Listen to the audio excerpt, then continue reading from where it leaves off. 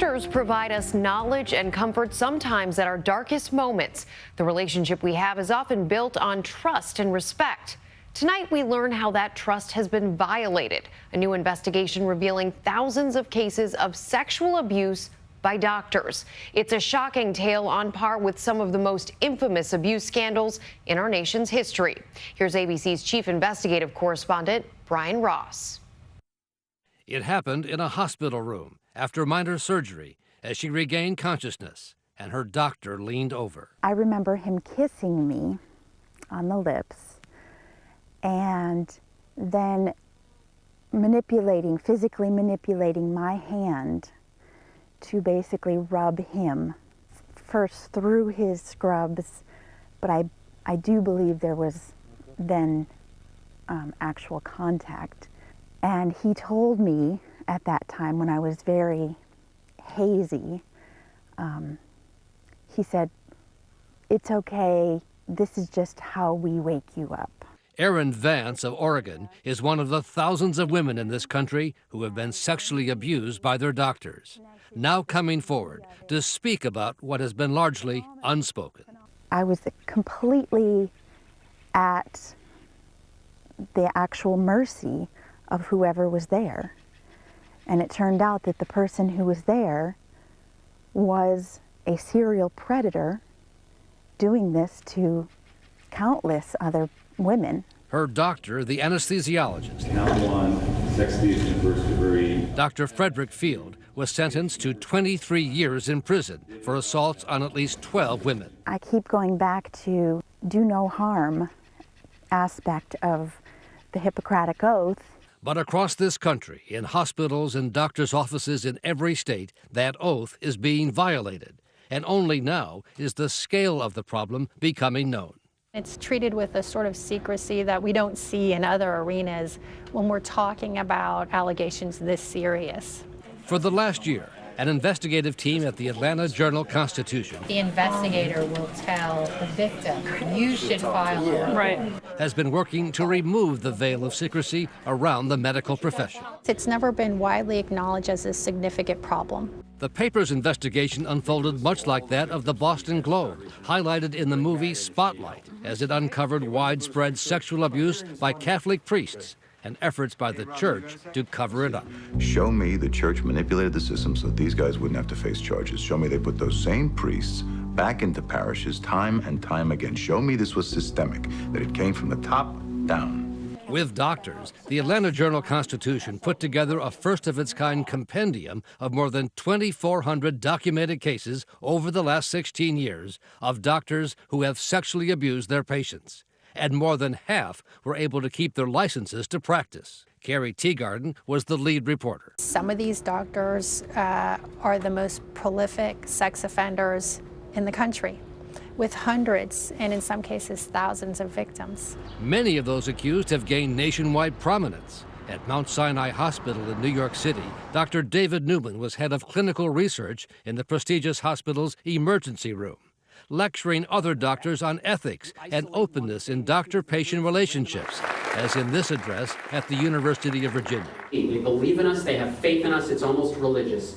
And we need to use that privilege in the way that will better their care. But now Dr. Newman is accused of violating that privilege under criminal indictment for the sexual abuse of 4 women, including one he allegedly drugged in the ER. Newman has pleaded not guilty. Would you have anything to say to the people who have alleged you abused them? No comment right now.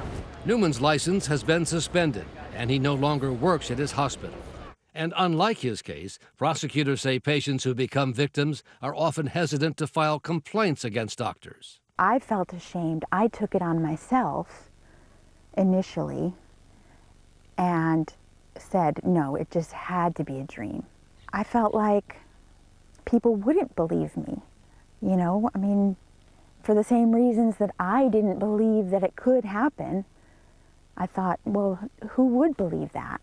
Michael Hestron is the district attorney in Riverside County, California. It's very common that victims will appear to tolerate this behavior for a longer period of time because they're not sure that of what's happening, and they have a basic trust of these doctors. Hestrent's office is now prosecuting this ear, nose, and throat doctor, John McGuire, charged with 26 counts of sexual abuse of his patients. Enter a plea of not guilty, deny any and all allegations.